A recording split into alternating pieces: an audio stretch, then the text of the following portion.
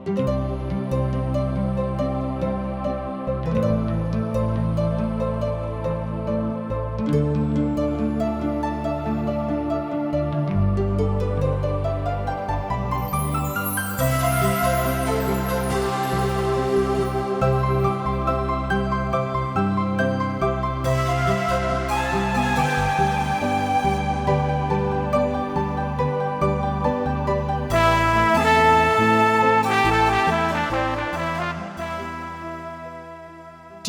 द्वारा प्रस्तुत जिंदगी की राह कार्यक्रम में आप सबन का स्वागत बा। ई कार्यक्रम एगो अवसर देला कि हम बाइबल से जुड़ल चीजन का अध्ययन कर सकें और ई जान सकें कि हमारी जिंदगी खातिर परमेश्वर का इच्छा बा। यही उद्देश्य के साथे हम ई कार्यक्रम आप सबन खातिर प्रस्तुत करतनी। कृपा करके देखी सुनी ताकि परमेश्वर आपकी जिंदगी का मार्गदर्शक ठहरें। ऐसे पहले कि वचन सुनी एगो आत्मिक सुंदर गीत।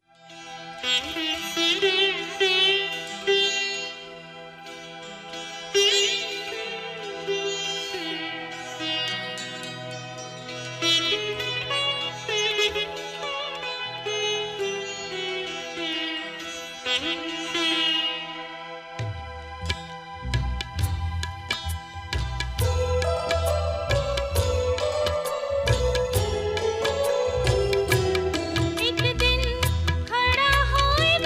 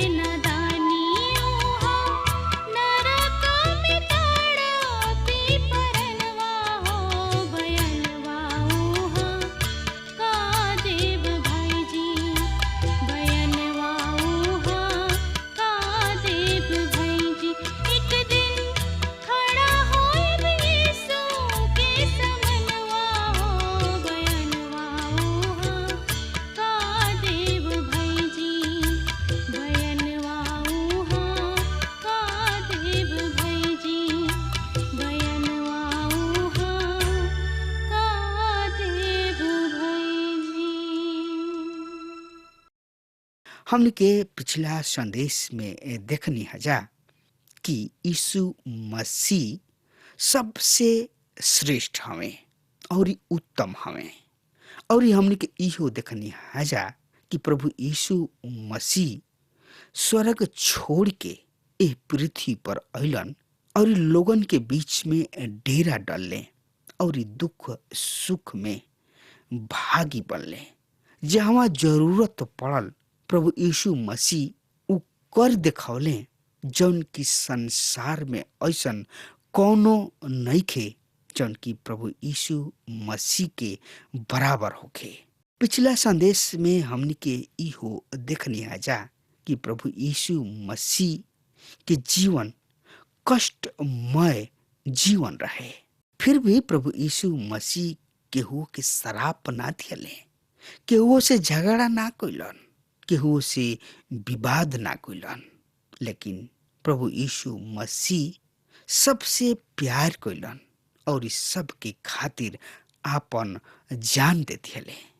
ई कतहत और कतना महान प्रभु यीशु मसीह की जिंदगी रहे।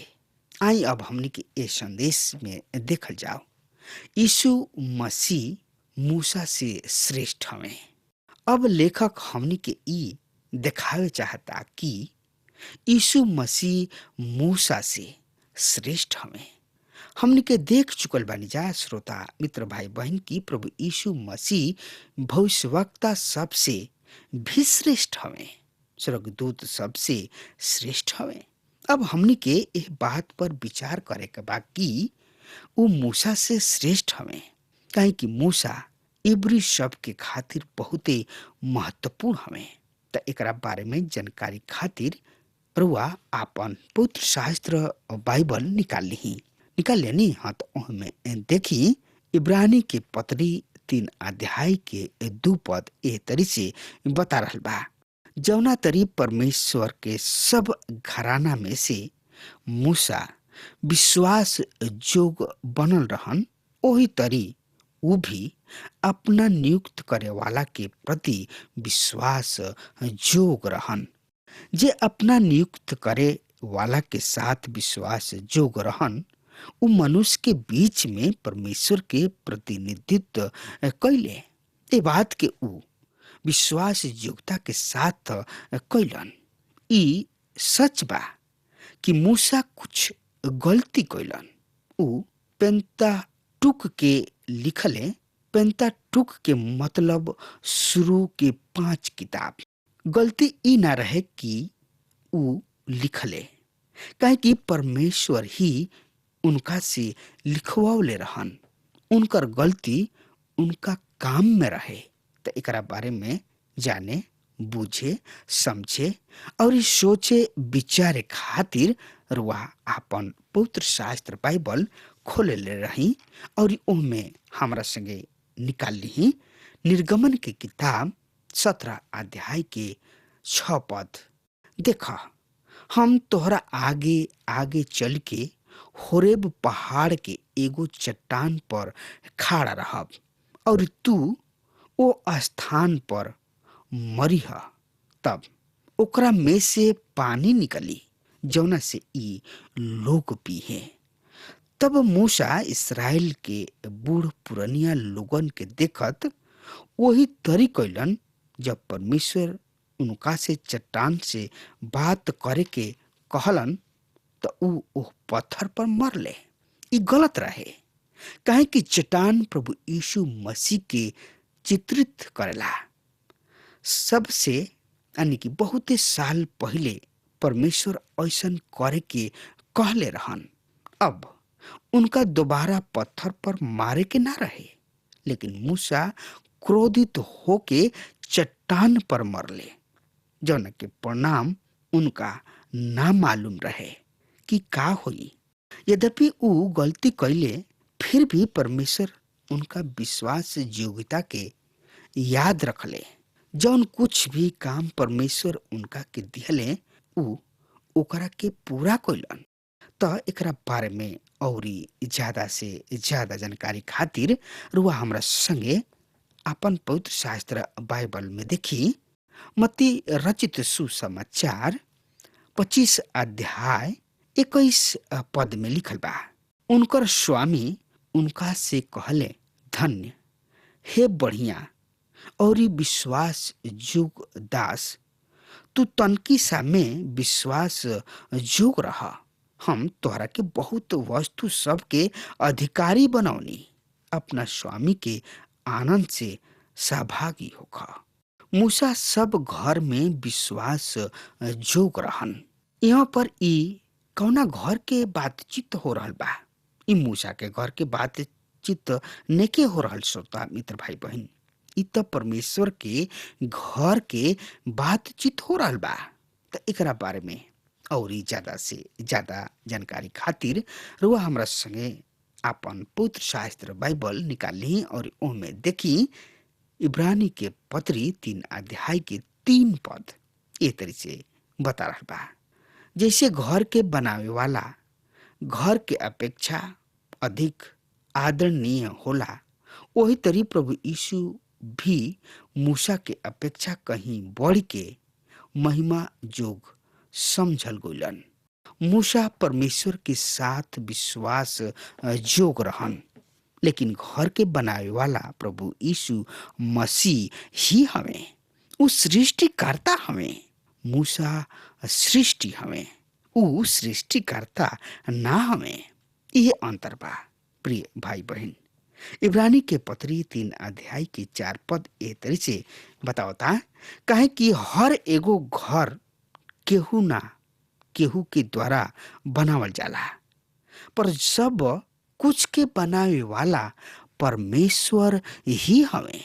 हाँ मित्र, हर एगो घर के केहू ना केहू बनावे वाला ह।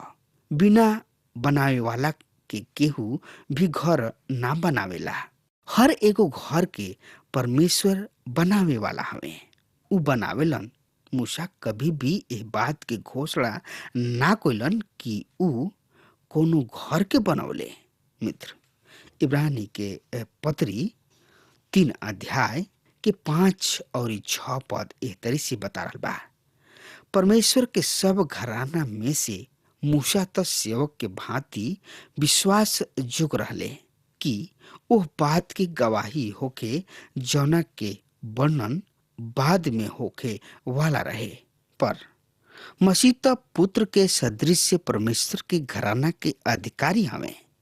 यदि हमने के आपन विश्वास और आशा के गर्व के आखिरी तक मजबूती से थमले रह जा, तो हमनिए के उनकर घराना है जा। मसीह केवल मूसा से ही श्रेष्ठ ना हमें, बल्कि उ सृष्टिकर्ता हमें और मूसा सृष्टि हमें। लेकिन सबसे बढ़िया बात जौन की मूसा के बारे में कहल जा सकता उ ई कि मूसा परमेश्वर के दास रहन। उनका के कभी भी परमेश्वर के दास ना कहल गइल। मसीह परमेश्वर के बेटा रहन। बेटा के घर में रहल और मूसा के घर में रहल, ओकरा में बहुते अंतर बा। प्रभु यीशु मूसा से दुगो रूप में श्रेष्ठ हमें। मसीह सृष्टि करता हमें और परमेश्वर के बेटा रहन। ये बहुते ही महत्वपूर्ण बात है जना पर ध्यान देवे के बा। यदि हमनी के परमेश्वर के बेटा हो जा और यदि हमनी के स्वर्गीय बुलाहट के खातिर बुलावल गइल बनी जा, तो हमनी के विश्वास जोग और मजबूत रह जा। ए बात के प्रमाण बा कि हमनी के परमेश्वर की घराना के होई जा। उदाहरण के खातिर लिखल बा पहला यूहन्ना 2 अध्याय के 19 पद में, उ निकलने तो हमनी में से पर सही में हमनी में से ना रहन। काहे कि यदि उ हमनी में से होकिते तो हमनी के साथे रहते, पर उ निकल ऐसे गोइलन कि ई प्रकट हो जाओ कि उ सब हमनी में से ना हमें। हम हमेशा ई विश्वास करीना कि परमेश्वर ऐसन होखे देले कि गलत शिक्षा हमनी के बीच में आइल, ताकि जौन सच में विश्वासी हमें ऊ बहरी कल जाओ। यदि रुआ परमेश्वर के सच्चा बच्चा हई तो रुआ के अपना विश्वास में पक्का होखे के चाहिए। ऐसे ना कि रुआ खड़ा रह सकतानी, पर ऐसे कि ऊ रुआ के खड़ा कर सकतने। यदि हमरा केहू के परीक्षा करे के बाद तो हम हरदम ही पवित्र शास्त्र बाइबल के इस्तेमाल करे के चाहिए।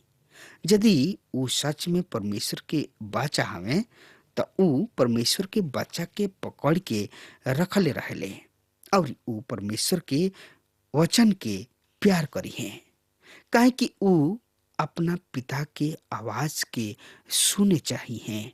आई अब हमनी के देखल जाओ मूसा और मसीह के बीच विरोधाभास में तनकी सा और आगे बढ़ी जा। मूसा लोगन के व्यवस्था दिहले, मगर प्रभु यीशु मसीह एगो अलग तरीके शिक्षा लोगन के दिहले। ये दोनों जाना के शिक्षा सब में जमीन और आसमान के अंतर बा।